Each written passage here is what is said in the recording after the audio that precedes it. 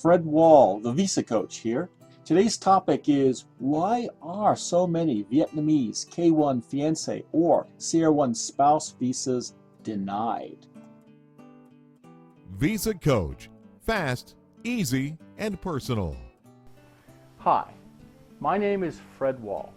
I am the VisaCoach, known in the field of fiancé and spouse immigration for the fast and easy approval and personal one-on-one attention my clients enjoy, and for crafting winning front-loaded petitions that ease approval while avoiding high fees, delays, or denials.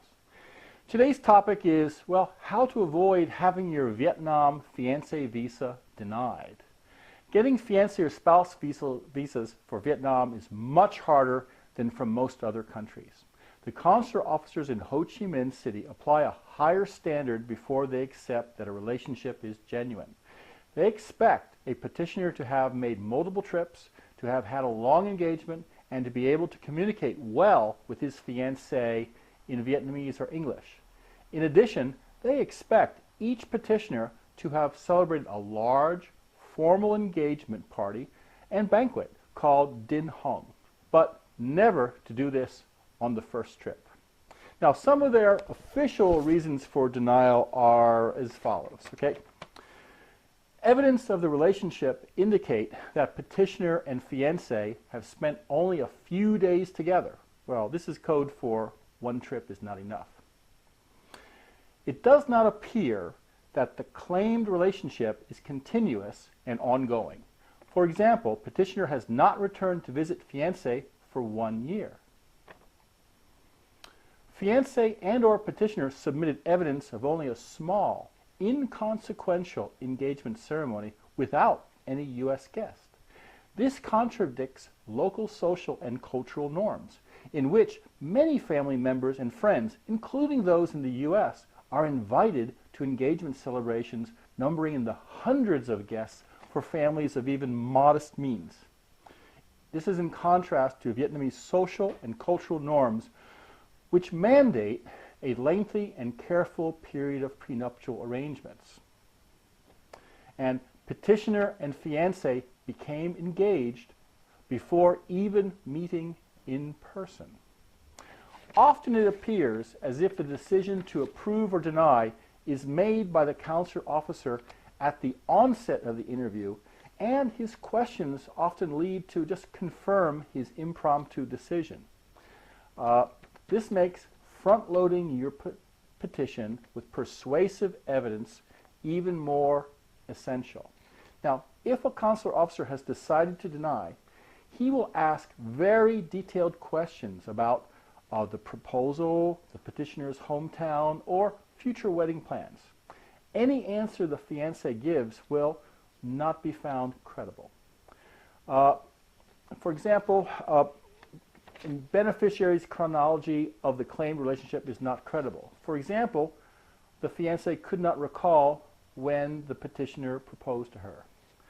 Or another statement would be, fiancé is unaware of basic facts regarding petitioner's location and or hometown, such as features, characteristics, etc. For example, the fiancé was unaware of where petitioner has lived for the past 2 years.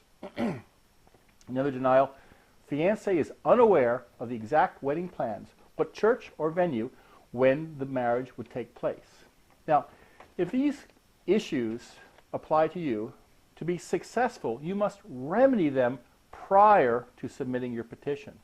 And you must provide the supporting documents to irrefutably prove the remedies have occurred. Many petitioners have had their second and later trips and engagement party after the fiancé visa has been submitted. And then they bring proof of these trips, etc., to the consular interview.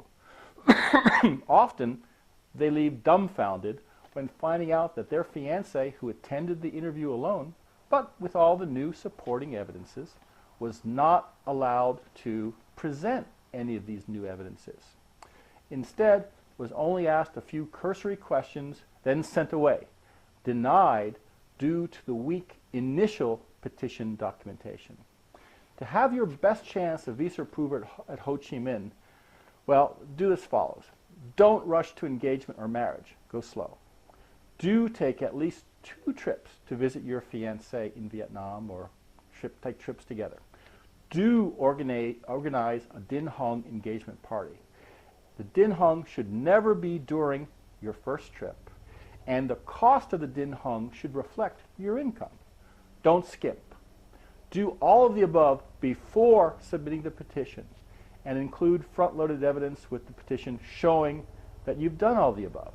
Finally, if her communication in English is hard, enroll her, the fiancé, in an English language course. Ho Chi Minh is without doubt the most difficult consulate to get approval from. And while I believe any couple applying for the fiancé or spouse visa, no matter which consulate they are dealing with, will benefit from, well, hiring me to do the heavy lifting, there is no consulate where it is more important to have expert guidance in order to prevent denial. I do many cases for Ho Chi Minh each year, and so far, knock on wood, all have been approved. Even the ones where previously denied couples found me and asked me to do the work for them for their second attempts. Now this is Fred Wahl, the Visa Coach. I do the work, you get the gal or guy. Call me.